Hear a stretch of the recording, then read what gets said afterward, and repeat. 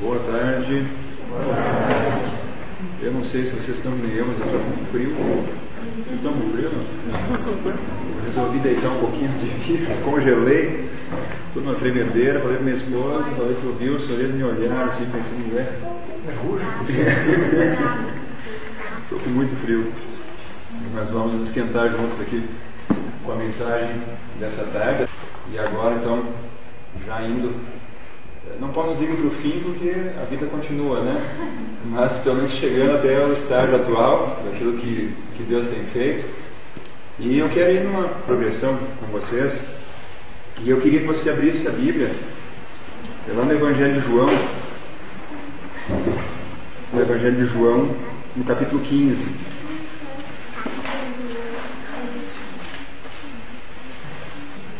Evangelho de João, capítulo 15. Antes de ler o versículo principal aqui, apenas uma contextualização do que está acontecendo nesses capítulos aqui de João. E é interessante que a partir do capítulo 13, mais ou menos da metade do capítulo 13 de João até o final do versículo do capítulo 17 do Evangelho de João, nós sabemos que tudo que está ali foi dito por Cristo na quinta noite. Era a sexta-feira, quando ele morreria, né, quando seria crucificado. Mas a gente vai perceber assim que Jesus concentra muito ensinamento naquelas horas ali após a ceia, quando ele sai com os discípulos já em direção ao Getsemane. E quando a gente analisa o que estava para acontecer, e que ele tinha consciência, né, do que vinha para ele nas próximas horas, nós vamos perceber que o coração de Jesus, a preocupação com os discípulos na hora da crise, pela incompreensão deles do que estava para acontecer com ele. E então Jesus ali ele começa a passar vários conceitos para os discípulos, para que eles pudessem então suportar a hora da grande provação, e inclusive está incluído a oração que ele faz no capítulo 17. Mas agora nessas considerações que Jesus fez com os discípulos, ele faz algumas colocações que talvez para nós, ao lermos uma leitura, vamos chamar assim, uma leitura um pouco desatenta, talvez não digam muita coisa. Mas para eles, algumas colocações, elas tiveram um significado muito grande e quebraram alguns paradigmas muito fortes que eles possuíam. E é sobre isso que nós vamos falar um pouquinho agora. Eu queria ler com vocês o versículo 5 do capítulo 15 do Evangelho de João. O famoso capítulo, né, da videira e seus ramos. E aí no versículo 5 Jesus diz assim: Eu sou a videira, vós os ramos. Quem permanece em mim e eu nele, esse o quê? Esse dá muito fruto, porque sem mim nada podeis fazer. Todo mundo conhece esse versículo. E talvez, falando assim, você pensa, mas o que tem de novo aqui, pastor? Vamos pensar um pouquinho em Israel, no tempo em que Cristo esteve aqui na terra. Quando nós vamos ao Salmo 80, vamos dar uma retrocedida na Bíblia até o Salmo 80.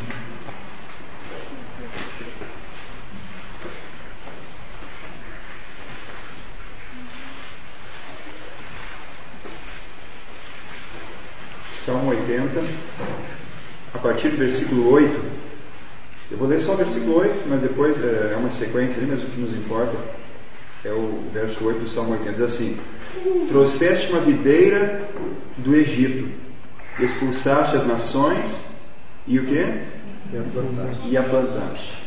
Por causa desse texto, e alguns outros, o que acontecia? O povo judeu entendia que a salvação estava relacionada a quê? A pertencer a Israel. Pertencer a Israel era a garantia, de certa forma, da salvação. E agora com Jesus, quando ele fala isso, que ele era a videira, ele quebra esse conceito, muito forte neles, onde ele apresenta que a relação com Israel em si não significava nada em termos de salvação. Simplesmente por pertencer a Israel, isso não queria dizer muita coisa. Para nós, quando lemos, como eu falei, não diz muita coisa, mas para eles, essa declaração de Cristo na mente dos discípulos, ela deve ter causado um impacto muito forte. E vocês sabem que ela tem uma aplicação muito importante para nós hoje. Porque grande parte do povo adventista entende que a sua relação com a igreja é que determina a questão da salvação. É muito forte isso na igreja, e eu confesso que por muito tempo isso foi muito forte para mim também. E aí, estudando sobre isso, lendo esse versículo, lendo o Deserto das Nações, e aí então, estudando outros livros de profecia, achei no livro Evangelismo, página 318, uma citação, que talvez alguns de vocês conheçam, que diz assim: a salvação não está em ser batizado, em ter nosso nome nos livros da igreja, nem em pregar a verdade, mas em uma viva união com Jesus Cristo, para ser renovado no coração, fazendo as obras de Cristo em fé e trabalho de amor, na paciência, na mansidão e na esperança. Amém? Amém. Para mim foi muito forte quando eu li isso aqui, por causa desse conceito da ligação com a igreja. E quando eu li na Bíblia, li essa citação e algumas outras, quebrou isso. Para os discípulos também foi uma declaração forte que Jesus fez. Mas agora não parou por aí, porque Jesus falou alguma coisa que talvez, não sei como foi para eles, mas que também agora quebra um paradigma muito forte para nós hoje. Pelo menos quando eu falo para nós, eu falo da igreja adventista, certo? Talvez não seja a realidade da maioria dos que estão aqui. Mas nesse mesmo verso, ele diz assim: quem permanece em mim e eu nele, esse o quê? Esse dá muito fruto, porque sem mim nada podeis fazer. Pense como um adventista agora, e como é que você interpreta na primeira aplicação o que Jesus está querendo dizer aqui? Quando ele fala de que aquele permanece nele, esse dá muito fruto. Como é que você aprendeu isso na igreja? O que você ouviu os pastores pregando? A gente tinha que trazer conversa. Trazer gente para a igreja, não é nem para Jesus, né? Trazer gente para a igreja. Certo? Será que esse era o pensamento primário de Cristo quando ele apresentou esse conceito aqui? Vamos tentar. Vamos lá? Vamos andar um pouquinho pela Bíblia, né? Vamos pensar, vamos tentar definir o que é fruto em primeiro lugar. Como é que você definiria fruto se eu perguntasse o que é fruto para você? Ok, não, mas a expressão fruto, como é que você definiria fruto? Oi? Resultado. Ok, consequência, resultado de algo semeado. De algo semeado. Ok, boa definição. Consequência ou resultado de algo semeado. Certo? Então, definiríamos fruto dessa maneira. Há um consenso quanto a isso?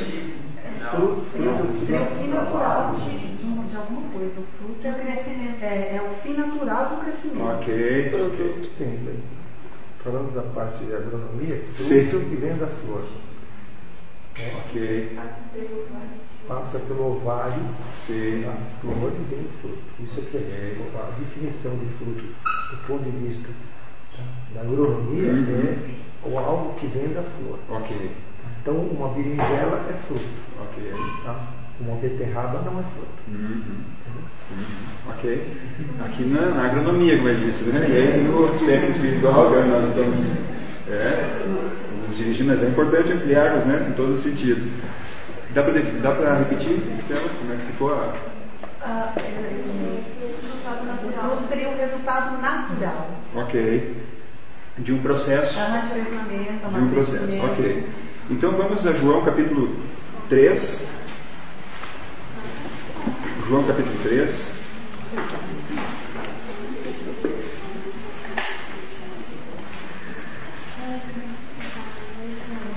Esse capítulo é famoso, né?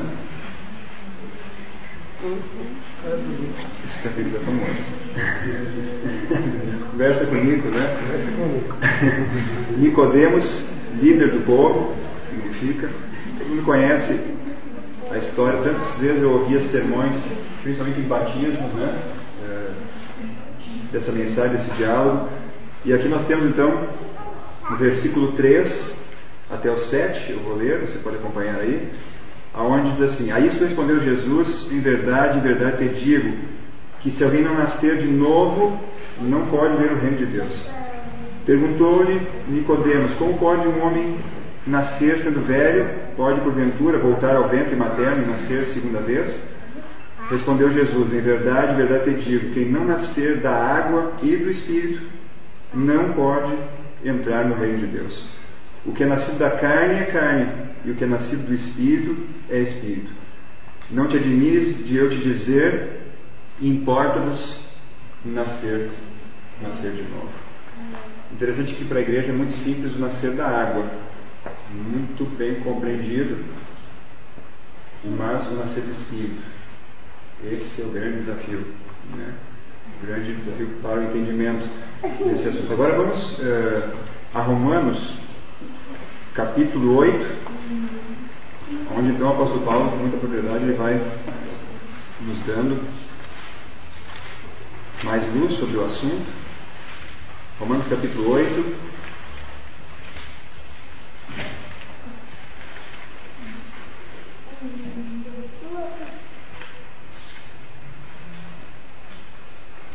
versículos 5 e 6. Porque os que se inclinam para a carne, quando ele faz a relação, né? A carne e do Espírito, os que se inclinam para a carne cogitam das coisas da carne, mas os que se inclinam para o Espírito, das coisas do Espírito. Porque o pendor da carne dá para o quê?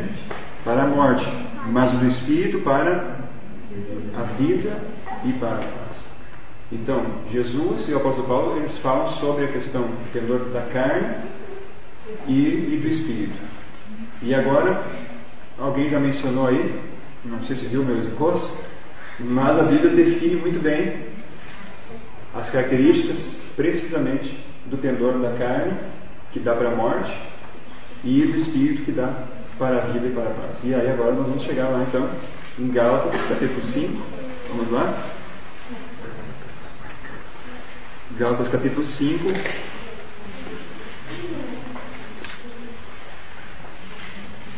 a partir do verso 19 até o versículo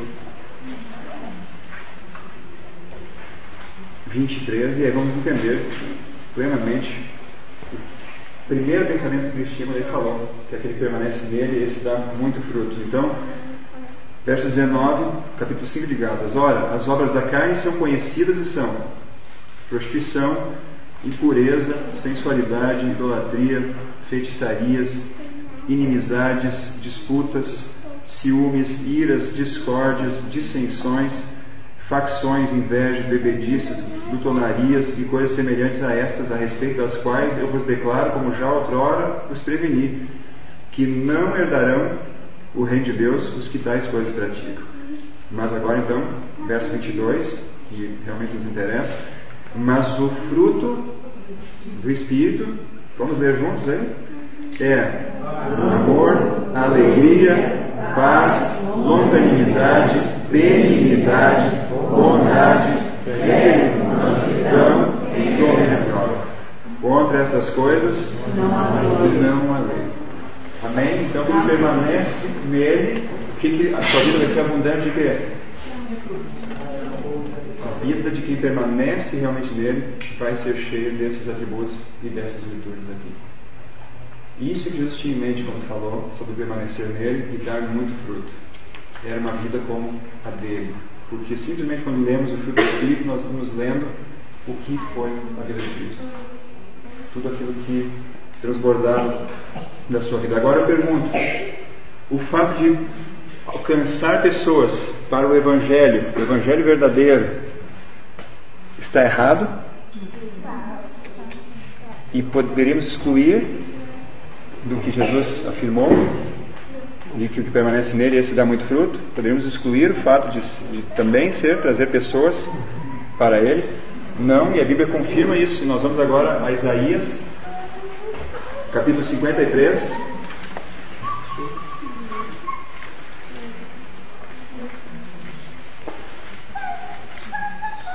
Isaías 53.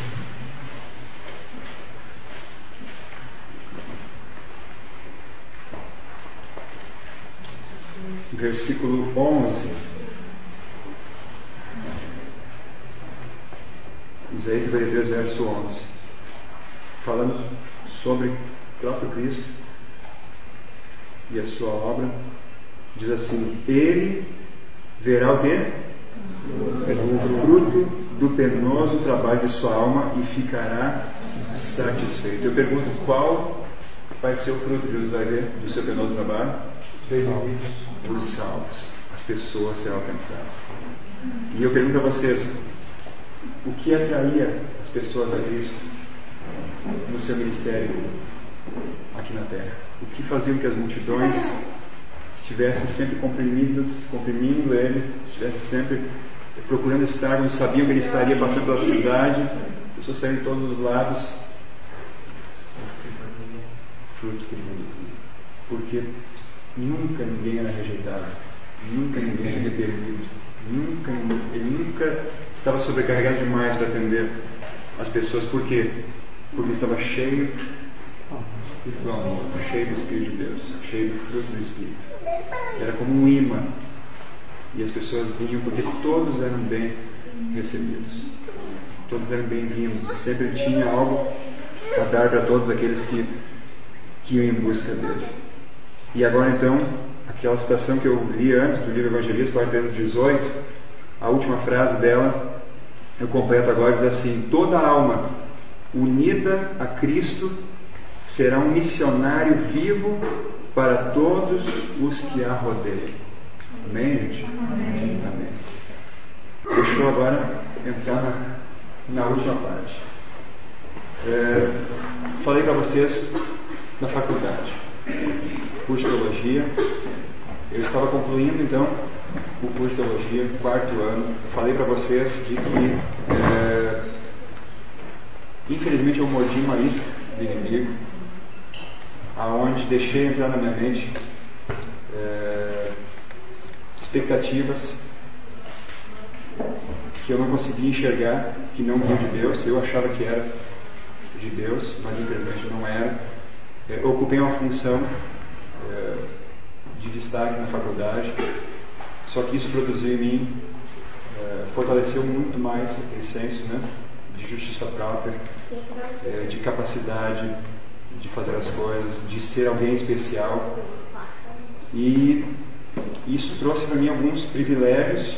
Tudo isso na compreensão que eu tinha na época das coisas, e isso me levou a ser, eu estou falando de coisas que talvez para vocês não façam muito sentido, mas dentro do meio, e eu quero que vocês tenham eu quero que você possa compreender um pouco como é o meio ministerial e como é a cabeça de um teologando ou de um pastor, certo? Quando a verdade ele não chegou na vida dele.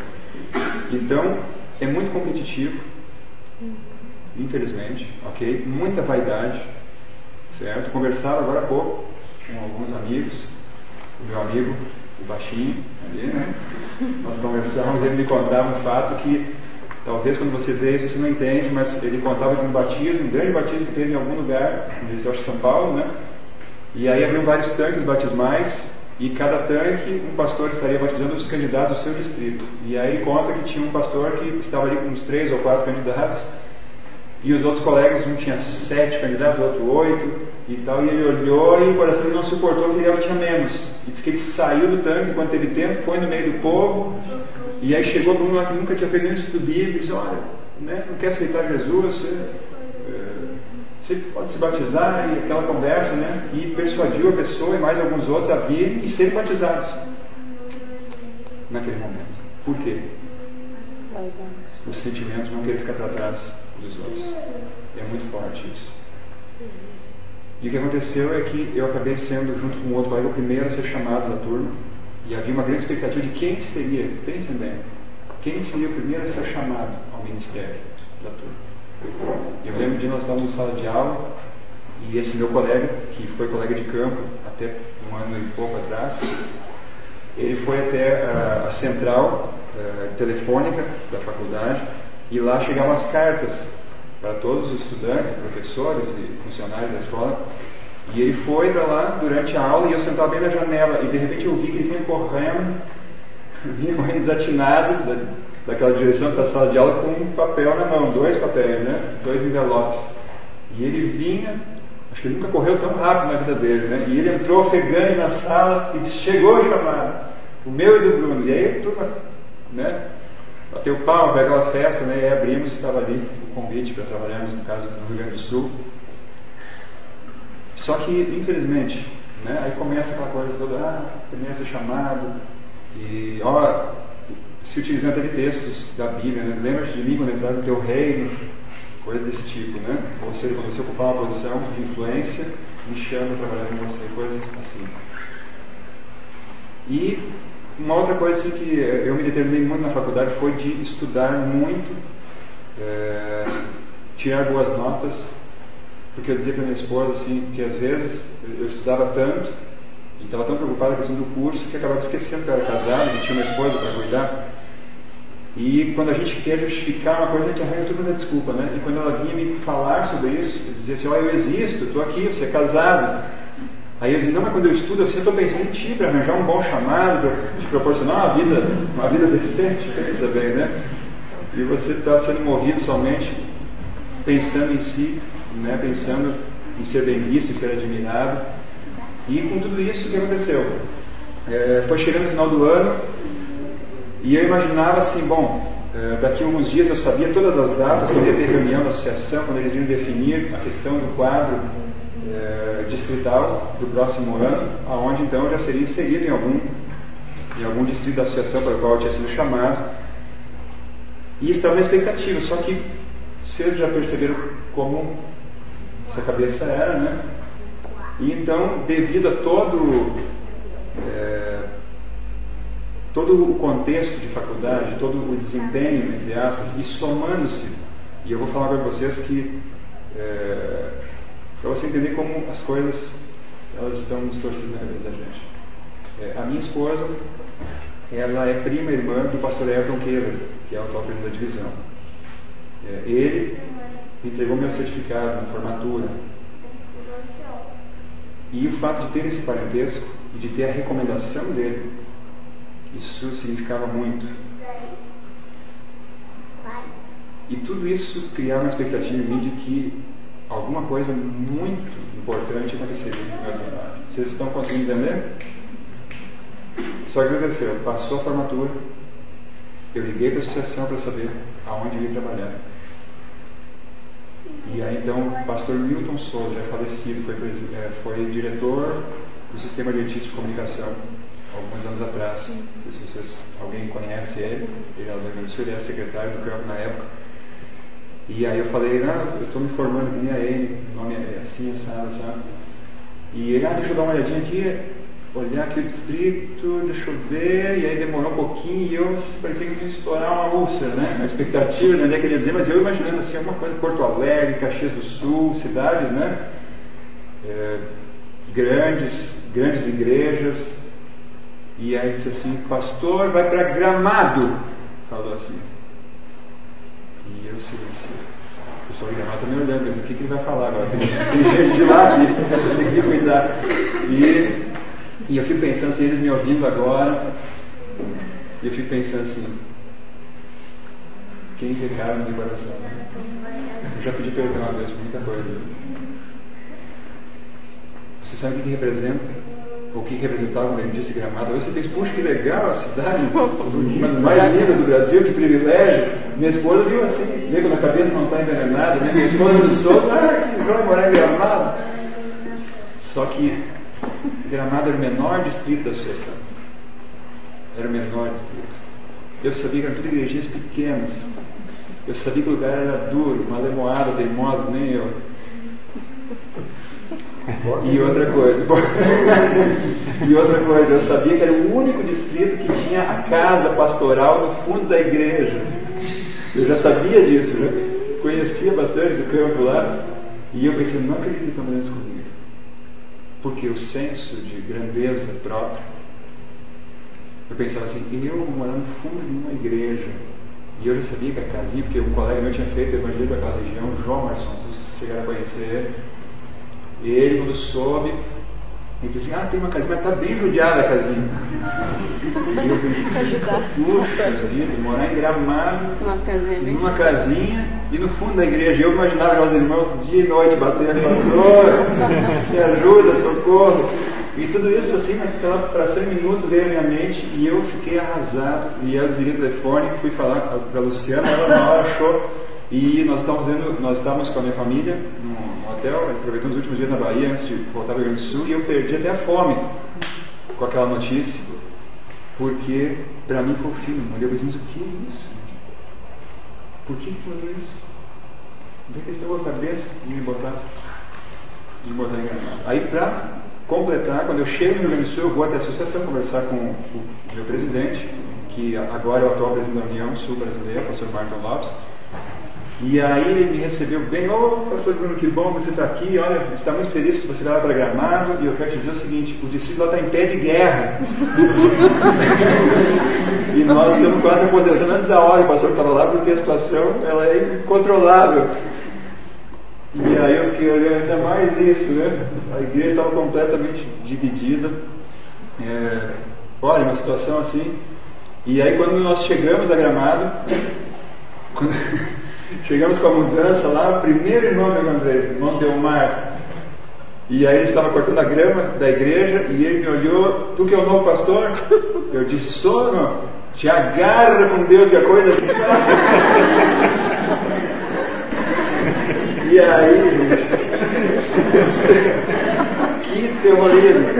A primeira coisa que eu fiz, quando saiu a mudança, eu entrei na igreja, que eu morava junto da igreja, eu entrei lá, me chaveei lá dentro, caí de joelhos no púlpito lá, e eu chorei. Eu disse, Senhor, o que está acontecendo? Eu me preparei 4 anos, mas não foi para isso, para chegar nesse lugar, nessa situação, os irmãos, presidente, irmãos falando de um quadro terrível, eu me senti ali, começou a se quebrantar no meu coração, porque ali eu vi que eu não estava preparado para o que vinha pela frente. E eu não conseguia entender ainda por que Deus estava me colocando lá. Só que o que aconteceu? Eu tive que, aceitei, fiquei quieto, não reclamei, e pensei, vou aceitar o desígnio de Deus. E aí começou o processo então de me apresentando nas igrejas e conhecendo o pessoal. E aí então, antes de começar esse processo, o pastor que estava saindo, ele não sossegou enquanto não conversou comigo. E eu tentava escapar, porque eu tenho sempre um princípio quando eu troco de distrito, eu não quero saber de nada da boca dos outros, eu quero chegar e poder chegar na sua casa sem preconceito nenhum, nada disso. Mas ele fez questão de estar preocupado, ele sabia que eu estava incendiando, e ele me olhou novinho, e ele pensou, eu com 30 e lá vai pedrada do ministério, me envolvi nessa situação. Ele pensou, imagina esse rapaz, ele deveria estar pensando, a situação está louca, botar um rapaz recém-chegado nesse distrito aqui. E ele queria me ajudar. Hoje eu entendo isso. Na época eu não gostei muito da conversa, né? E aí falando daqui, olha, aqui essa igreja é assim, e era uma pior que a outra, né? Era um terror. Eu pensei, gente, mas nunca imaginei que tinha um distrito desse jeito. E aí finalmente então, eu sei que ele não fez isso por maldade, mas é porque a cabeça de um pastor está sendo na defensiva, porque o que nos passa na faculdade? A igreja é como um adversário nosso. É horrível isso. E você chega armado contra a igreja. Você entende? Porque um dia alguém me falou uma coisa quando eu estava cursando na faculdade e eu não entendi quando foi dito. Um irmão da igreja lá em Sergipe, cidade de Aracaju, nós fomos colportar lá, e ele chegou para mim e disse assim, e aí te preparando para entrar para a máfia? Assim, ele disse. E eu não entendi nada, eu fiquei ofendido com aquilo, né? Mas de uma certa forma é assim que a gente é preparado, para defender nossos interesses e nos protegermos da igreja. E aí então o pastor começou a ir falando ali algumas coisas. Quando chegou em Nova Petrópolis, você já ouviu falar de Nova Petrópolis? Aí eles disseram assim, o senhor conhece lá? Não. Duas palavras antes. Sim. Você quer dizer exatamente vocês, pastores, se proteger da igreja. Esclarece isso um pouco melhor, então. Ok, deixa eu tentar traduzir isso. É que no fundo, todo mundo sabe que não está fazendo o trabalho que Deus gostaria que se fizesse. Tem que se proteger, então, se ele precisar. não é da influência, mas é de que a igreja, entendendo o que é certo, acaba muitos privilégios do ministério. E o poder, né, de influência sobre as pessoas. Entende? A influência de poder manipular a mente das pessoas. É nesse sentido. Então, o isolamento para manter a autoridade. É por isso que, se você conhece um pastor que ele evita estar com os membros, é o medo de aproximação, criar algum tipo de intimidade que possa tirar a sua autoridade. É horrível viver assim, gente. É horrível viver. As pessoas querem estar próximas e você fica barrando, e talvez alguns de vocês que foram meus membros sentiram isso em algum momento. Podia não criar vínculo afetivo também, para não, na hora de tomar uma decisão dura em favor do interesse, não. Pode até ser. Sentimento não está misturado. Pode até ser por isso, mas eu não creio que esse seja o princípio de se afastar. Hoje eu entendo dessa maneira. Eu não estou julgando ninguém. Eu estou abrindo aqui para vocês, porque o meu propósito de falar isso para vocês, gente, é de que eu creio que existem ministros sinceros. Eu também creio. Só que a cabeça está moldada nesse padrão que eu estou dando para vocês. E o que eu estou contando para vocês agora é para que você, e eu vou chegar no ponto principal, para que você saiba como poder talvez chegar e alcançar o coração do seu pastor para a verdade presente. Certo? Aí então chegou na hora de falar sobre Nova Petrópolis, uma das cidades que compunham ali o distrito. E aí a informação que eu tive assim, lá é uma igreja pequena, se eu não me engano, na época se reunia numa garagem, e aí disse assim, só que lá tem uma irmã muito estranha, cuidado com ela. E eu fiz, o quê? Não sei, ela tem uns pensamentos diferentes, ela se veste diferente, ela come diferente. E eu já fiquei pensando, heresia, tem coisa.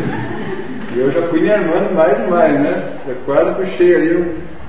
E aí ele falou isso, e eu fiquei com na cabeça, né? Aí fui pensando o que ele tinha me dito, e comecei então, ir nas igrejas, pregava, fazia uma reunião, entregava o meu planejamento, que estava ali todas as datas, os projetos, para que a igreja soubesse qual seria a linha de trabalho. E aí foi indo, e já pela informação eu já deixei Nova Petrópolis por último. Pensei, aqui, quem me der poder me livrar desse cálice, né? Mas aí então, tinha um obreiro bíblico que o pastor anterior tinha levado para o distrito, e aí quando eu falei Nova Petrópolis, que eu precisava achar lá, então a tal irmã, que era a diretora do grupo, ele disse, eu sei que ela mora, eu posso ir junto com vocês. E aí então, ele foi conosco, e nós chegamos até a casa da tal irmã, que eu estava imaginando, né, quem será que é essa criatura, né, que foi pintada esse quadro. E aí chegamos na frente da casa, e aí sai essa pessoa então. E ela sai sorridente, oi e tal. E eu olhei assim, vestidão comprido, dia de semana. Eu pensei, ai. E aí descemos do carro, e quando entro tem mais 3 de vestidão comprido. Era um quartel. O que é isso? Essa pessoa morou alguns anos na América e estava recebendo a visita de 3 amigas e mais um filho de uma delas. Eram 3, né? E aí então entramos ali, e elas foram muito gentis e simpáticas, e aquilo já me ajudou um pouquinho, porque eu vi, olha, talvez seja, realmente, mas pelo menos nos receber bem, podemos reclamar. E aí então nos sentamos, e eu, assim como um bom alemão, muito pragmático, e vamos ao que interessa, meu estilo era assim, eu já abri minha pasta e puxei meu planejamento, e, irmã, aqui está o planejamento do distrito, aqui estão os programas, as datas, e eu queria que você desse uma olhada nisso aqui. E aí ela pegou, de forma muito simpática, o meu planejamento, feito com muito carinho, e ela, pensei, não, vai olhar aqui, mas não, pastor, tudo bem, o que o senhor quer mais? Tá bom, pastor. E ela não tinha onde colocar, no momento não estava interessada muito em olhar também, e ela largou no chão meu planejamento. E eu senti meu rosto esquentando. E eu pensei, que afronta. O que ela está pensando que é? Será que ela sabe o que ela está falando? Isso tudo eu pensando, né? E ela acho que percebeu que eu fiquei assim indignado com aquilo, e ela, vamos cantar? E eu estava que nem Saul, precisava que alguém tocasse a harpa. E aí rapidamente acharam o violão e elas começaram a cantar e eu fui me acalmando e a visita acabou se tornando muito agradável. E eu fui embora, mas eu pensando, mas essa irmã, ela realmente é difícil, porque pegou o planejamento, botou no chão. Vocês entendem o senso, né, da autoridade, de achar que as pessoas tinham que me reverenciar por ser o pastor. Claro, maturidade está iniciando, mas também muito forte, né, aqueles conceitos de liderança autoritária. Né? Mas o que aconteceu? Começamos o trabalho e uma vez ao mês, em função do tamanho do distrito, as várias igrejas, nós íamos até lá para fazer o culto. E quando ia fazer o culto, normalmente por ela ser a diretora e tesoureira, diretora e tesoureira na época, né? A gente ficava sempre dando uma passada lá e tinha mais contato. Só que o que acontecia? Tudo era muito diferente. E eu me lembro que um sábado, acho que foi o primeiro sábado que eu fui pregar lá, ela então convidou para após o culto um almoço. Tudo bem até então, eu nem sabia sabia-se de come diferente, então, mas vamos ver o que acontece. E aí então fomos para o almoço e realmente era muito diferente o almoço. Mas comemos e foi muito agradável o momento, muita paz a gente sentia. E aí quando nós estamos voltando para Gramado, eu disse à minha esposa: tu não nota uma coisa diferente quando a gente está com a Karine? E aí minha esposa disse assim: é uma paz, a gente fica tão em paz na casa dela. Eu disse: pois é, isso é muito estranho. E só que eu pensava assim, mas me disseram que era uma coisa terrível, espantosa, né? E é simplesmente o contrário. E aquilo mexia comigo, me incomodava. Ao mesmo tempo, eu sentia como pastor, me sentia intimidado, porque eu percebi que na realidade ela tinha os atributos daquilo que eu via na Bíblia, o que é um pastor, e eu era o pastor e não tinha aquilo. Então era muito ruim, e eu me sentia até constrangido de pregar quando ela estava na igreja. Só que numa outra ocasião fomos de novo a Nova Petrópolis, e aí fizemos o culto, e depois do culto fomos até a casa dela. E aí conversando, mas aquilo tudo me incomodando, e eu queria saber o que tinha por trás de tudo aquilo, diferente, comida diferente, vestimento diferente, maneira de falar diferente, maneira de tratar, porque apesar de eu ter aquele jeito assim, ela nunca mudava conosco por causa disso. E aí então, lembra desse momento? Eu fiz uma pergunta para ela, disse assim: a Karina é essa moça que tocou agora há pouco o violão, ok? E eu disse assim: Karina, eu preciso te fazer uma pergunta. E eu não sei o que passava dentro dela, porque naquele momento o pastor dizia isso, quero te fazer uma pergunta, né, dentro do contexto que depois eu descobri, né, mas que ela já sabia em relação à crença dela. E eu disse assim: eu noto que você é muito diferente de todo mundo, muito diferente. O que tem por trás disso? Que ano foi isso? 2002. O que tem por trás disso? E ela olhou para mim e disse assim: pastor, o senhor que está perguntando. Quer saber mesmo? Eu disse: sim, eu quero saber, porque está me mexendo, me perturbando essa situação, e eu quero saber o que tem por trás.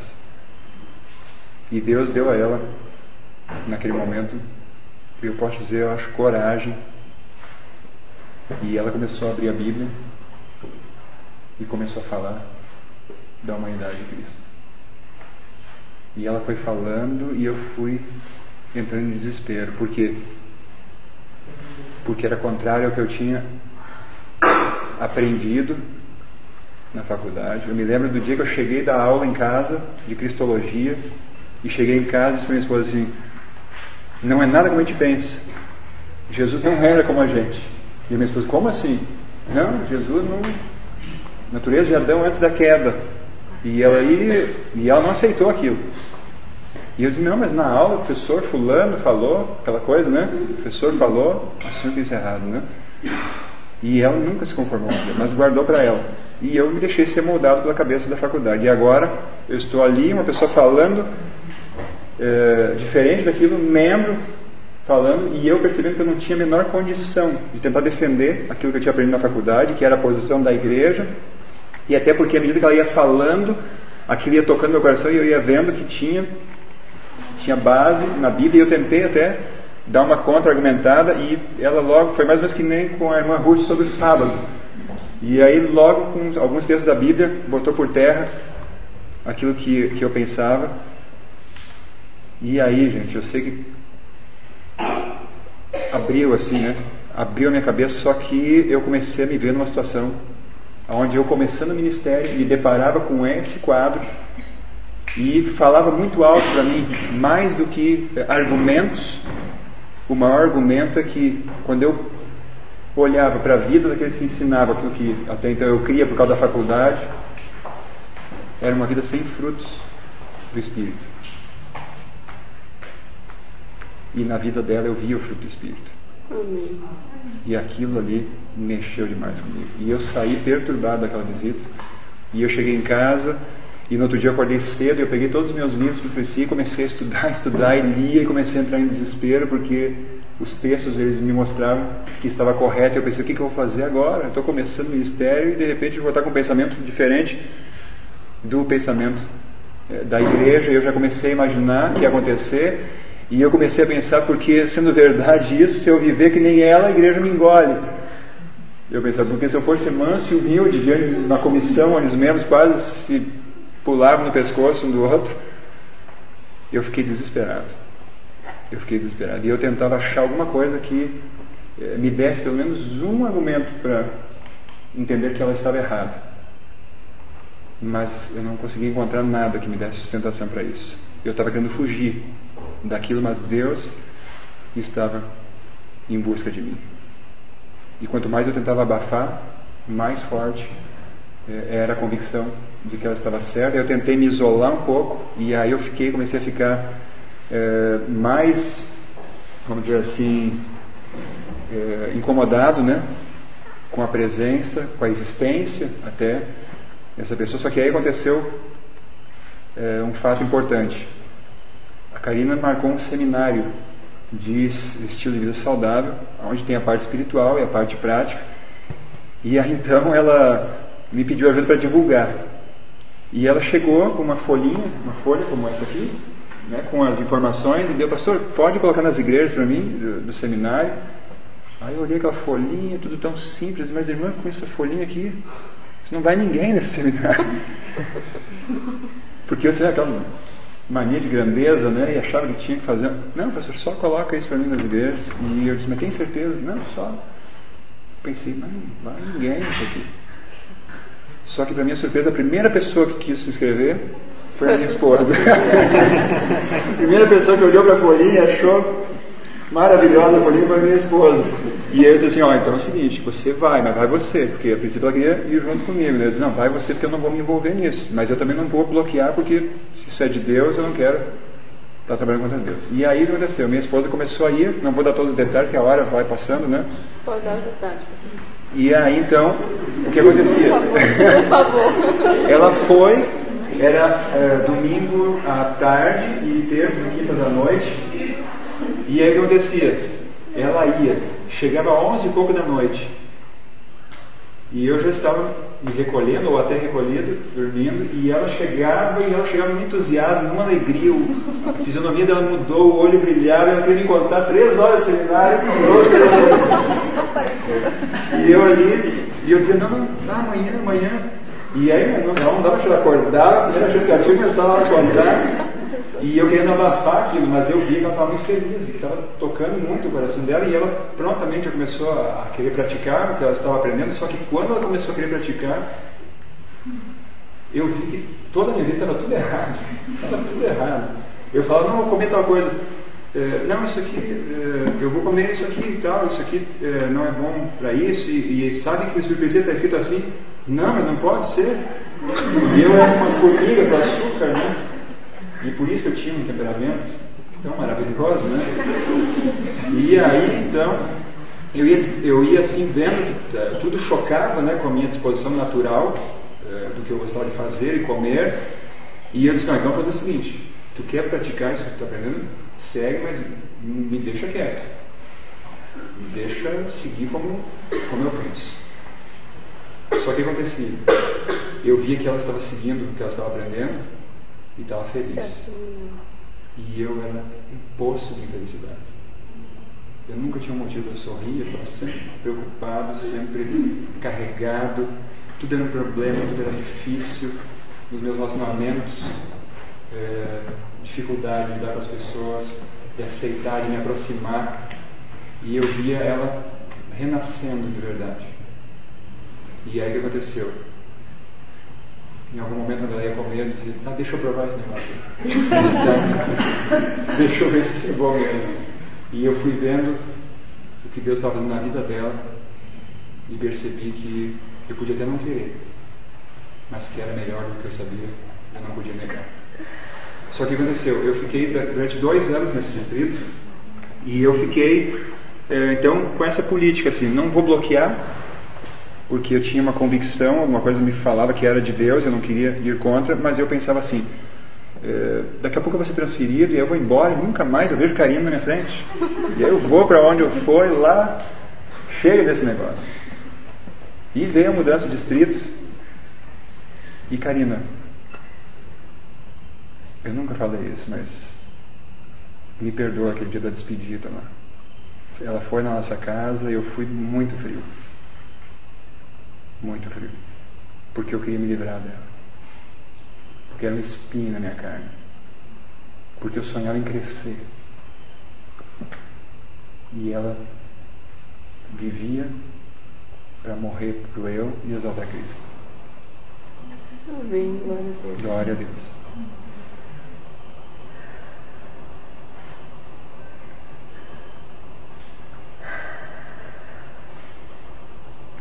E nós fomos embora dali.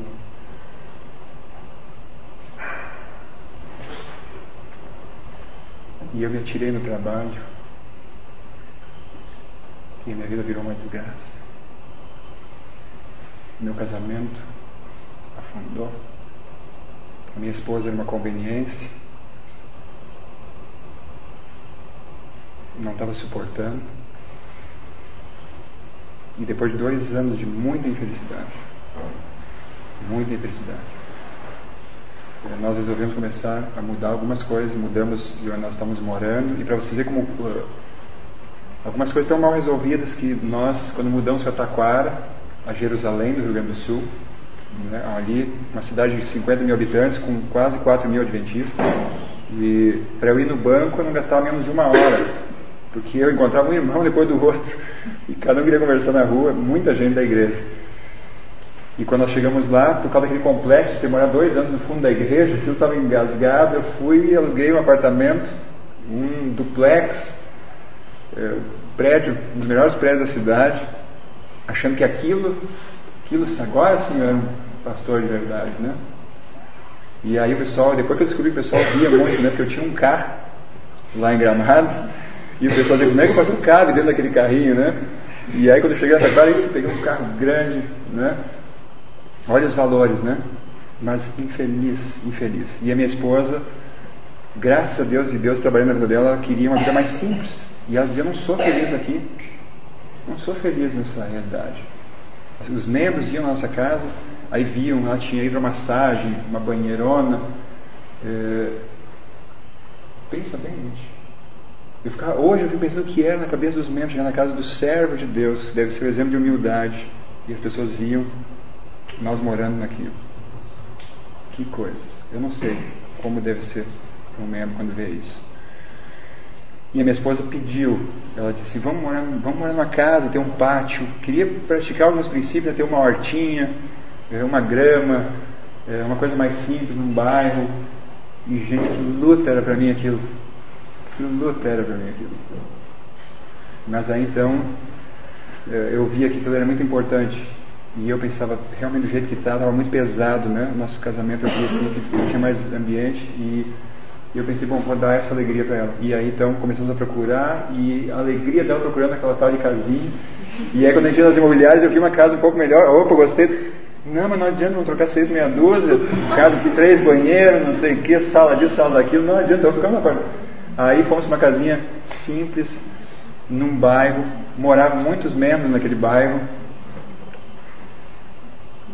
E aí eu me senti de novo inferiorizado por causa daquilo. Me senti por baixo, essa é a expressão. e por alguma razão eu cometi alguns erros assim que me criaram algumas dificuldades com as igrejas, e eu comecei a ficar muito mal. E um sábado eu fiz um culto, foi uma tragédia, e demonstrei para a igreja que eu estava desanimado, e eles interpretaram que eu não amava mais eles, e aquilo foi assim um arraso na minha relação com a igreja, minha igreja sede. E como ali agora era tudo muito perto, as igrejas, logo aquilo se espalhou, e todo mundo que me encontrava: pastor, o senhor está bem? O senhor está bem? Por causa daquele culto, acharam que eu estava com depressão, etc. E aí eu fui me afundando assim, e a minha esposa, em contrapartida, ela foi com agora a Estela, então já havia chegado, né, já a dupla estava formada, e a minha esposa foi com elas a Porto Alegre para um seminário. E eu tinha tentado abafar na minha esposa a experiência que ela estava tendo com Deus, porque eu não suportava aquilo. E ela foi e retomou o convívio com elas e voltou com aquilo fortalecido de novo. E aí, gente, eu no fundo do poço, e ela vem vibrando com as coisas espirituais. Vocês não fazem ideia do que era. Eu estava literalmente possesso, só não tinha perdido ainda, não tinha mudado a voz, como talvez vocês já viram, mas simplesmente eu não podia mais vê-la na minha frente. E tudo que ela dizia eu sentia como se ela estivesse me atacando, porque eu estava me condenando, eu sabia que estava em erro. E começou então ela querendo trazer vida para a nossa casa, e eu lutando contra aquilo. E nós tivemos brigas terríveis, ao ponto de, em uma das brigas, eu fiquei tão descontrolado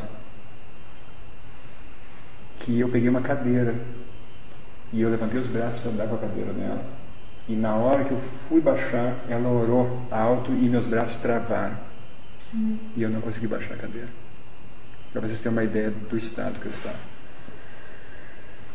E aí então eu baixei a cadeira, e aí eu vi assim cair em mim, né? E eu pensei: o que está acontecendo? Aí discutimos mais uma noite, uma discussão terrível, e ela disse assim: eu vou embora, não aguento mais. Eu estou tentando em Deus contornar, mas eu vejo que você não quer, eu vou embora. E ela chorava muito, e ela saiu do quarto, foi para a sala, e eu fiquei no quarto, e ali eu caí de joelhos, e eu clamei a Deus, eu pedi a Deus que me ajudasse e que me mostrasse o que estava acontecendo, aonde eu estava errando. E aí então, depois daquela oração, eu conversei com ela, e nós pensamos assim, naquele momento eu não tinha mais condições de decidir nada, de pensar em alguma coisa. Ligamos para elas, e a gente pediu se elas nos acolhiam alguns dias lá, para a gente poder, né, repensar algumas coisas.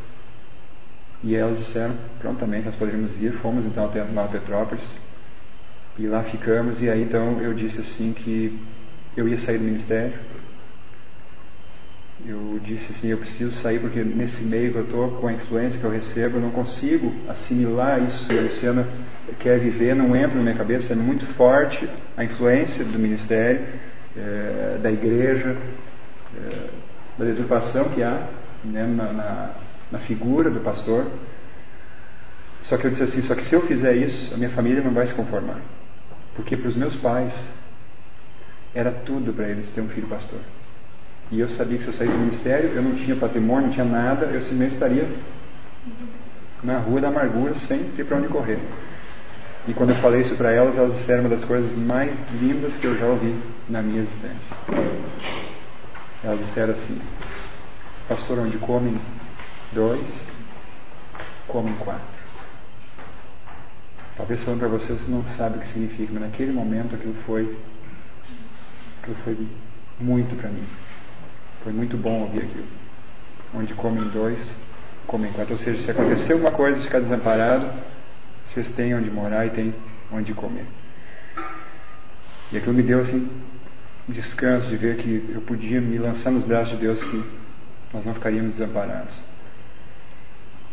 E aí então havia um lugar, um sítio de um primo da Luciana, que estava meio abandonado. Havia sido assaltado acho que umas 5 vezes em meio ano. Ele ficava realmente no meio do mato, assim, e vizinhos distantes. E eu senti assim, nós precisávamos realmente mudar eu precisava ter um local onde Deus pudesse realmente falar comigo, pudesse me ajudar a transformar a minha mente, mudar tudo na minha vida. Só que aí eu pensei, bom, primeira coisa é ver se ele aceitaria que nós morássemos lá. E segundo, a associação permitiu morar a 21 quilômetros da cidade. E aí então eu coloquei assim para Deus: Senhor, se o Senhor permitir que eu more lá, eu vou entender que o Senhor quer que eu fique no ministério, porque eu sabia que seria um grande milagre isso acontecer. E se a associação vetar, ou se o primo da minha esposa não permitisse, eu ia entender que era a hora de sair e confiaria em Deus no que ia acontecer. E aí eu telefonei para ele, para o primo da minha esposa, e falei: olha, a casa está lá e eu queria saber se te importaria se a gente fosse morar na casa. E sim, ele disse: mas eu acho que vai ser ótimo, vai logo, né? Aí ele só disse: mas leva uns 2 cachorros, mas daqueles bem bravos, né? E nós queríamos desenvolver uma vida de confiança em Deus, nada de cachorro, porque não é nisso da confiança, né?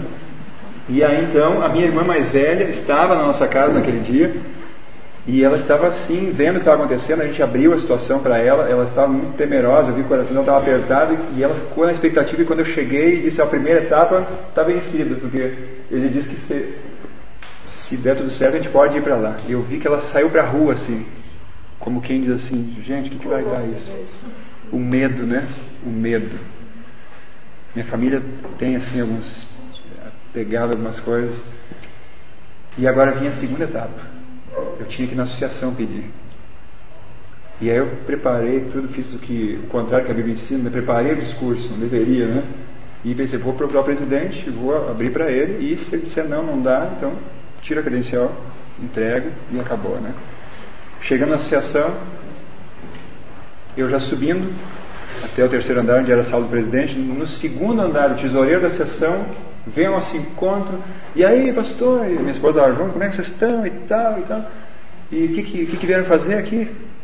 E na hora pensei: bom, tesoureiro, é administrador também, e na realidade quem vai mexer com todas essas coisas é ele. E eu disse: Marcelo, seguinte, apareceu uma oportunidade de morar num sítio, e eu vim aqui para saber se eu teria autorização de poder morar lá. Mas eu cheio de dedos para falar, né, por dentro assim, aquela angústia: mas está falando sério? Mas quem me dera eu poder ir para um sítio agora? Mas vai embora, pastor, vai para lá e só me manda quanto é que vai ser a mudança, e eu deposito para ti, paga o caminhão lá, mas que legal, e como é que é e tal. E eu congelado, eu pensei: será que é verdade isso, né? E aí então fomos, providenciamos, e Deus permitiu então irmos para lá. E aí convidamos então a Karina e Estela para morar conosco no tempo que nós estivéssemos ali. E aí então, nesse convívio agora mais próximo, apesar de que ainda o meu coração estava dividido entre assumir de verdade a verdade presente, e o ministério tentava conciliar as duas coisas, mas no convívio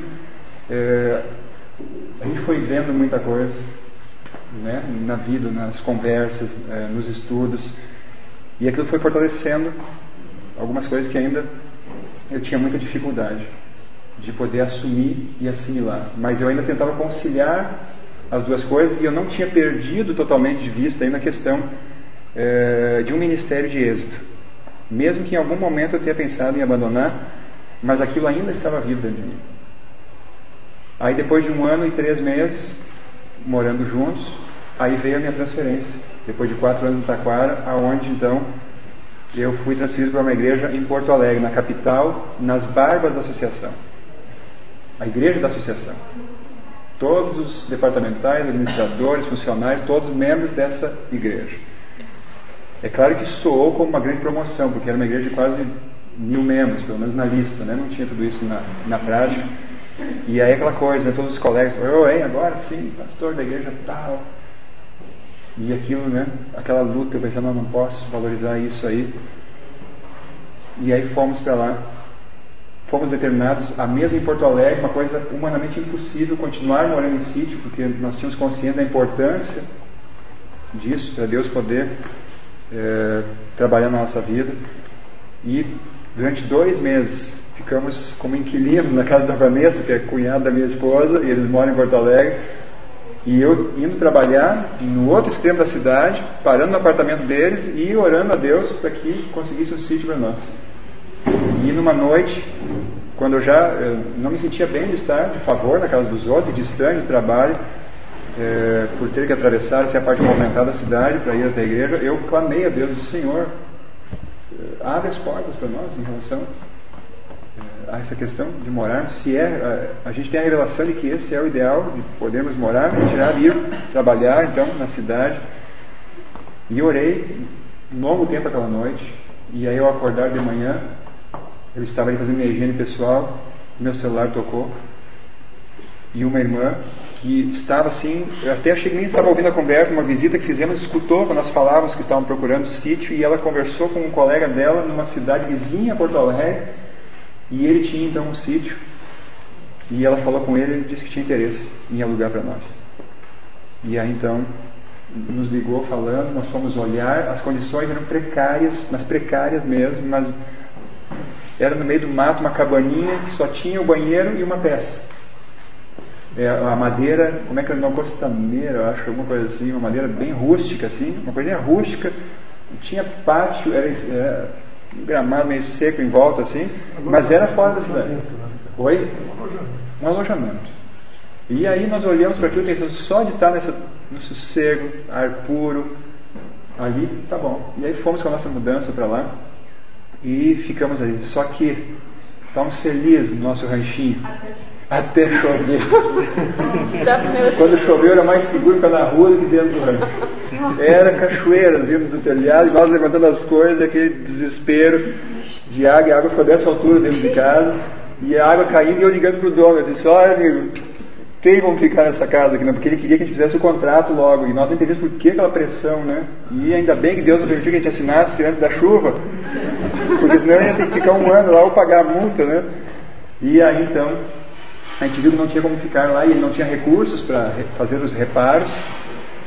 E justamente nesse momento, uma irmã da igreja então entrou em contato conosco, de que tinha um membro de uma outra igreja adventista que tinha um sítio, só que esse ficava a 30 quilômetros da igreja que eu ia trabalhar, mas que ele tinha interesse então de alugar para nós, e finalmente então acabamos indo para lá, morar nesse sítio. E era uma coisa bem simples, mas tinha a estrutura mínima pelo menos para nós vivermos. E eu tenho que resumir, né? Mas ali, irmãos, Deus começou então a ter condições de fazer uma obra que eu não tinha permitido até então. Porque uma coisa, o convívio com elas foi a providência de Deus para nós aprendermos coisas fundamentais, mas era importante nós estarmos sozinhos agora na nossa caminhada, para sentirmos mais a dependência de Deus em cada situação. Só que aconteceu, eu cheguei na igreja e Deus tinha um propósito para aquela igreja, eu tenho certeza disso. Só que em função da proximidade da associação, eu quis continuar pregando apenas pela vida, somente pela vida. E nós pedimos a Deus muito amor pelos membros. A igreja era considerada a igreja mais difícil do campo, inclusive mais difícil que o Sul de Gramado. Mas o que aconteceu? Eu percebi assim que chegou no meio do ano e Deus queria que nós dessemos a verdade presente, e eu estava com muito medo de fazer isso. Só que infelizmente acabaram acontecendo algumas circunstâncias aonde, quando eu não fiz voluntariamente o trabalho, eu percebi que Deus permitiu, não causou, mas permitiu algumas situações para que eu começasse então a dar a mensagem para a igreja. E aí começamos então a pregar. E quando começamos a pregar, a situação começou a encrespar. Então, a princípio, alguns sermões assim, de reavivamento, de reação espiritual, de se voltar para a Bíblia, de profecia, e aquilo foi gerando reações. E aí então, em algumas lições, a gente foi falando algumas coisas sobre vitória sobre o pecado, e de repente um dos anciãos assim: pastor, peraí, tem um outro colega seu, que era o meu colega anterior, que era conhecido como o teólogo da associação, e ele ensinou para nós diferente. Ele fez literalmente um curso de teologia com a igreja, como é na faculdade. E ele tinha ali a liderança toda, fez um curso de quase 4 anos teológico, então estava profundamente, impregnadamente dele da nova teologia. E aí qualquer coisinha que nós falávamos dentro da verdade presente, eles logo percebiam que tinha uma diferença.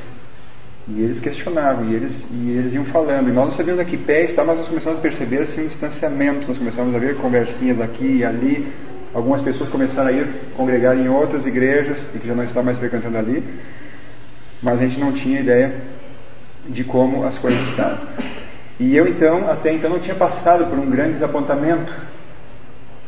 E eu achava assim que de alguma forma Deus ia contornar aquilo e tudo acabaria em paz.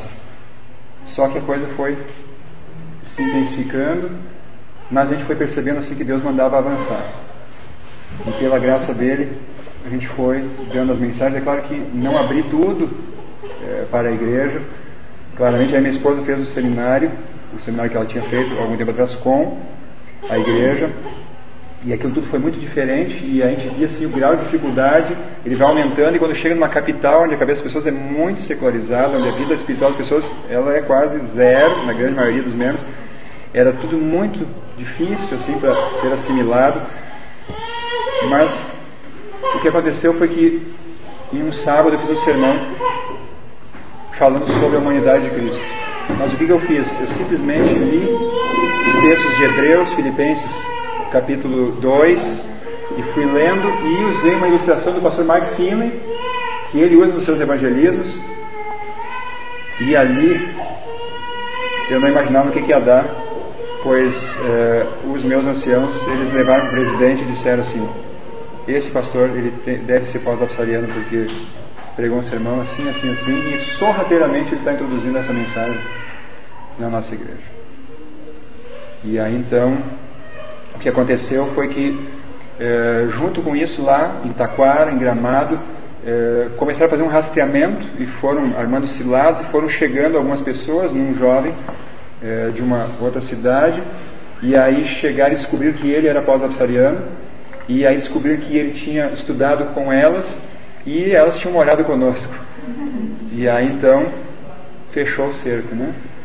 E aí num concílio, tivemos uma convocação dos pastores para um concílio, onde normalmente em concílios tratávamos da agenda do campus, departamentais nos entregavam materiais, falando dos programas, e eu estava um pouco desconfortável já, porque a situação, o assunto começava a se espalhar e alguns colegas já mantinham uma diferença, o presidente já estava também assim cheio de dedos, porque aconteceu uma coisa que eu esqueci de falar, no concílio de início do ano, na hora de estabelecer os alvos de batismo, eu tinha pedido a Deus que eu não queria mais me envolver com isso, que eu não queria mais olhar para uma pessoa, um interessado que entrava na igreja, um amigo que chegava na igreja, não queria mais olhar ele como um número.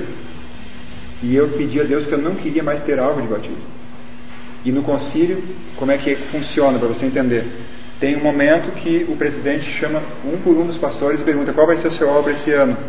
E aí os pastores, de acordo com a sua realidade, dizem 50, 80, 100, etc, né?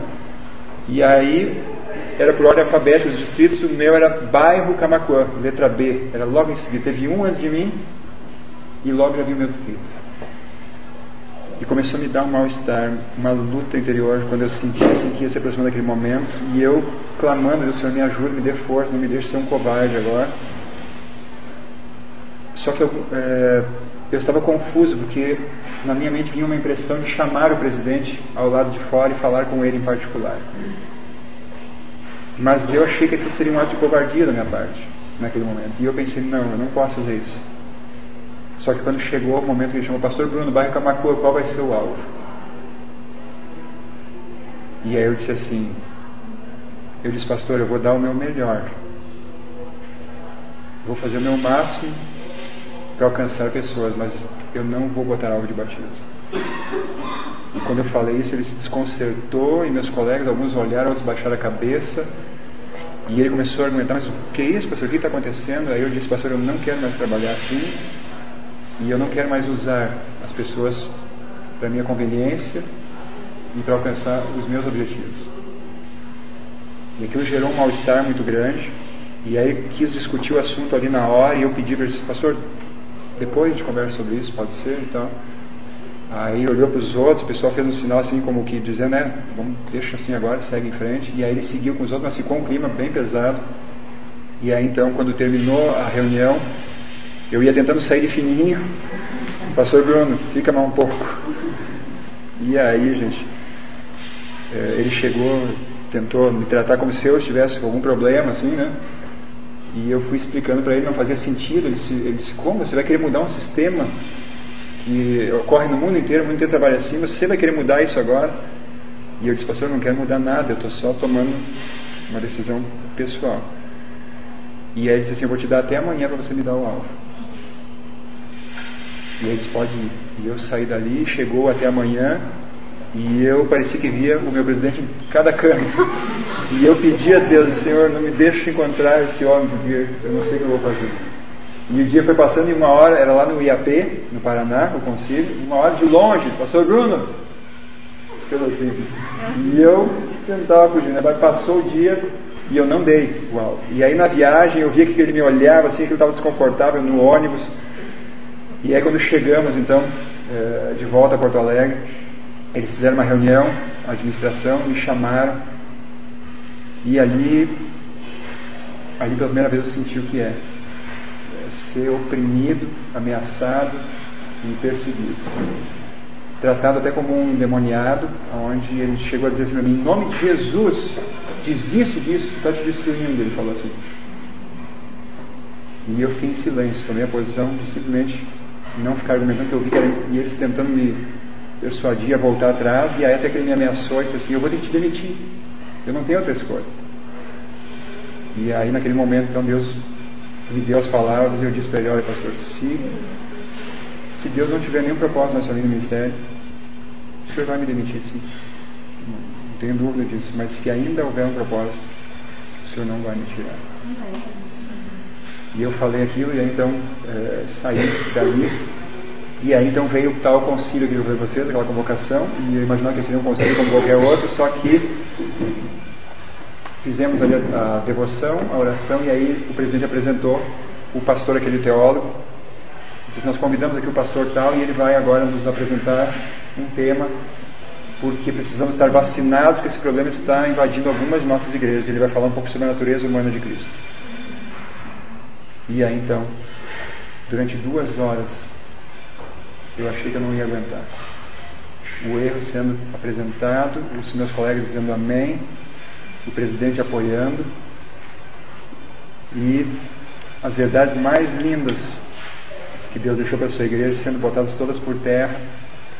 E quando meu colega terminou então a sua explanação, eu levantei minha mão e eu pedi assim, eu posso ler só uma citação? E eu sei que naquela hora eu estava fazendo exatamente o que eles queriam, porque ali eu estava, foi uma cilada, né, para eu me declarar abertamente, e aí então eles tinham na mão. Mas Deus não permitiu que todos saíssem dali com aquele pensamento errado. E aí eu li uma citação que está no livro Conselho sobre Saúde, página 42 e 43. Tem aí, Estela? Pode ler, faça favor. Faça favor. Cremos sem dúvida que Cristo está por vir em breve. Isso não é uma fábula para nós, é uma realidade. Não temos dúvida nem por anos tivemos duvidado uma só vez de que as doutrinas que hoje mantemos sejam a verdade presente e de que nos estamos aproximando do Deus. Estamos nos preparando para encontrarmos com aquele que, acompanhado por uma comitiva de santos anjos, há de aparecer nas nuvens dos céus para dar aos fiéis e justos o toque final da imortalidade. Quando ele vier, não nos há de purificar de nossos pecados, remover de nós os defeitos que há em nosso caráter ou curar-nos das fraquezas de nosso temperamento e disposição. Se acaso essa obra houver de ser efetuada em nós, será totalmente antes daquela ocasião. Quando o Senhor vier, os que são santos serão santos ainda. Os que houverem conservado o corpo e o espírito em santidade, em santificação e honra, receberão então o toque final da imortalidade. Mas os que são injustos não santificarão os seus, assim permanecerão para sempre. Nenhuma obra se fará então por eles, para lhes tirar os defeitos e dar-lhes um caráter santo. Então, o refinador não se assentará para prosseguir em seu processo de purificação e para remover-lhes os pecados e a corrupção. Se tudo isso deve ser feito nessas horas de graça. É agora que essa obra deve ser feita nisso. Amém. Essa foi a citação. E quando eu terminei de ler, o presidente olhou para mim e disse assim: você acredita que em algum momento nessa vida nós vamos ficar sem pecar? E eu olhei para ele quase não acreditando na pergunta, e eu disse assim: o senhor não acredita nisso? E naquele momento, então, meus colegas todos, eles vieram contra mim e fazendo declarações que sinceramente não consigo entender de onde tiraram, botando por terra. E aí eu percebi que era inútil tentar defender qualquer coisa, e então silenciei. E aí quando terminou a reunião, então mais uma vez, quando eu estava me retirando, tentando sair de fininho, o presidente disse assim: pastor, depois do almoço na minha sala. E mais uma reunião, mais uma tentativa de que eu me retratasse, e pela graça de Deus disse que não faria isso. E aí ele mais uma vez disse: eu não tenho outra escolha a não ser te demitir. E isso foi no meio da semana, mais ou menos, não me lembro que dia, e eu e a Luciana começamos a orar a Deus para que Deus tomasse conta da nossa vida. E na segunda-feira da semana seguinte, o meu telefone começou a tocar cedo da manhã, e era um presidente de campo. Eu reconheci, eu tinha um número gravado, e eu disse: eu não vou atender, porque ele era meu amigo, e eu pensei: ele vai querer me convencer a voltar atrás, a me retratar, a não seguir nessa loucura. E ele tentou ligar, eu não contei, mas eu acho que em torno de 50 vezes ao longo do dia. Era muita insistência, e era todo o tempo. Eu não aguentava mais ver aquele telefone chamando, e eu não queria atender aquilo. E aí na terça-feira de manhã eu ia fazer o culto na escola, que ficava lá da igreja, com os professores. E eu fiz o culto, e quando eu saí do culto, eu me encontrei com a sogra desse pastor, que era membro da minha igreja e tinha levado o neto para a aula. E ela disse assim: já falou com o pastor Geiser? E eu disse: irmã Denise, não tive coragem de atender. E ela, coitada, não sabia quase nada que estava se passando. Não, mas atende, ele vai te ligar de novo hoje de manhã. E eu pensei: não faz isso, tu vai gostar. Eu disse: mas o que é? Ele quer te chamar lá para o campo dele. E eu estou falando sério. Eu disse: sim, tem um distrito que abriu vaga lá, e ele quer te levar para lá. E aí, gente, não demorou 10 minutos, o telefone tocou. Aí eu atendi ele, e ele disse: e aí, Bruno, o que está acontecendo? Bem gauchão, ele é bem alemãozão assim, né? E eu disse: mas a coisa aqui tá russa do meu lado. E ele disse: então, vem para cá trabalhar com a gente.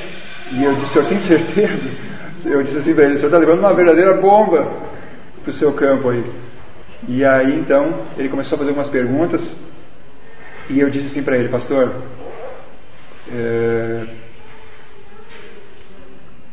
quando entramos na questão de alvo de batismo, eu disse assim para ele: a gente não pode mais tratar as pessoas como se fossem meras conveniências. A gente está usando as pessoas.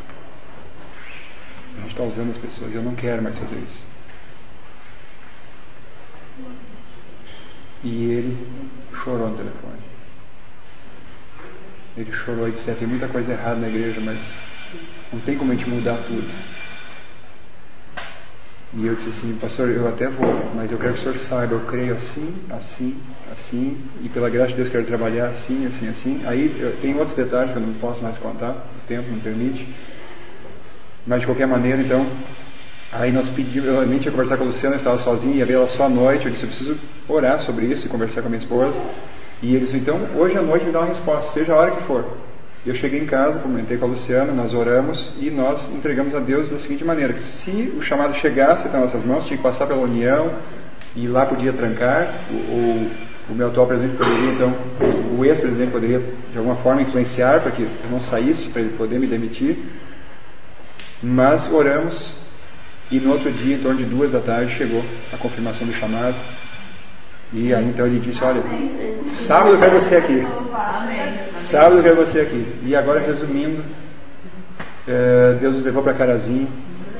E gente, quando cheguei lá, o meu primeiro contato era o primeiro ancião da minha sede, e ele ia me ajudar a achar uma casa. Eu queria achar sítio, mas cheguei lá e Lá é uma região diferente, rural, então as pessoas que têm sítio, normalmente elas moram já no sítio. Não é como nas cidades mais urbanas que as pessoas que têm sítio e não moram, é só fim de semana.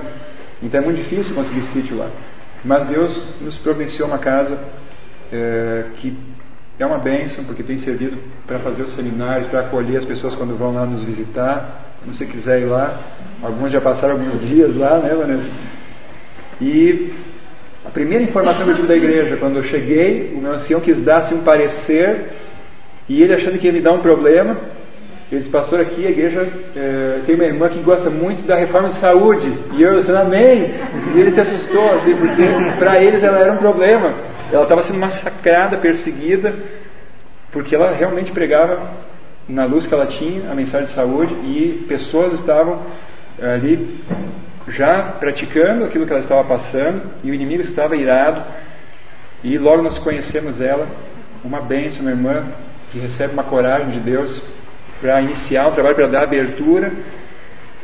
E gente, o que Deus tem feito lá, não sei até quando vai, mas nós encontramos uma igreja que estava orando a Deus, pedindo para que a verdade pudesse chegar até eles, e pela graça de Deus e para honra e glória do nome dele, várias pessoas têm aceitado a verdade presente, toda ela, buscado viver essa verdade, testemunhado para outros, a ponto de que o coral foi cantar um dia, uma das últimas apresentações do coral, que foi desativado agora providencialmente para alguns reparos, e a Josi e a irmã dela foram almoçar na casa de uma senhora. Eu não posso dar todos os detalhes, né? Mas lá elas testemunharam da reforma de saúde. Vocês levaram alguma coisa, né? Levaram pastéisinhos, e ela olhou: mas por que isso? E o que é isso? E o que tem aqui? E elas foram falando, e aquela irmã, assim, ela tinha um desejo, né, de conhecer a mensagem de saúde, a reforma de saúde, e elas falaram então do seminário, etc. E essa irmã queria muito fazer, e ela procurou o pastor dela para fazer o seminário. E o pastor: pera aí, vai ter que passar pela comissão. E a comissão não acontecia, e um dia ela procurou o pastor de novo: pastor, e a comissão? Não vai ter mais comissão e não vai mais ter seminário aqui no distrito. E ela ligou para o Luciano e disse: olha, o pastor aqui vetou, mas a gente quer fazer. E elas: venham para cá, podem vir mesmo que o pastor não queira. Aí o Luciano me falou: disse: não, calma, vamos fazer o seguinte, vamos fazer o seminário aqui em casa. E aí, se realmente eles querem fazer, eles vêm aqui, aprendem, e depois eles multiplicam isso lá, porque já tinha outras pessoas querendo fazer. E gente, eles viajaram 7 dias, 120 quilômetros para vir e 120 para voltar para fazer o seminário. E eles vinham em 5 pessoas, e hoje lá nesse dia, aí esse dia a Luciana ligou para ela, tem outras pessoas, várias, que querem fazer já o seminário. Elas têm testemunhado lá para aquele pessoal, porque eles têm abraçado essa verdade, e tem sido uma coluna na proclamação dela na igreja, e os demais sentiram assim a responsabilidade. Eu chamei eles numa sala da igreja, e eu disse: gente, é o momento de todo mundo se apegar firmemente com Deus, porque Deus agora vai começar a nos espalhar, porque nós não vamos ficar todo o tempo aqui juntos. E a Josi está indo, e daqui a pouco vai o Wilson, e daqui a pouco vão outros, porque essa mensagem já precisa se expandir. E que Deus seja louvado por tudo isso. E eu louvo a Ele porque hoje eu estava pensando, eu me sinto muitas vezes como um Sansão, onde Deus tinha um propósito, um plano A, e eu fui querendo fazer sempre a minha vontade, e não me rendia. E louvo a Deus porque Ele ainda me deu a oportunidade de poder fazer esse trabalho. E como Sansão, né, antes de morrer, ele pôde ainda fazer alguma coisa para honrar o nome de Deus. Infelizmente ali foi o fim. Mas que Deus nos sustente naquilo que vem pela frente, que a gente não sabe. Talvez em algum momento vocês fiquem sabendo alguma coisa que possa acontecer conosco, mas o importante é que Deus nos sustente a permanecer na verdade dele. Amém.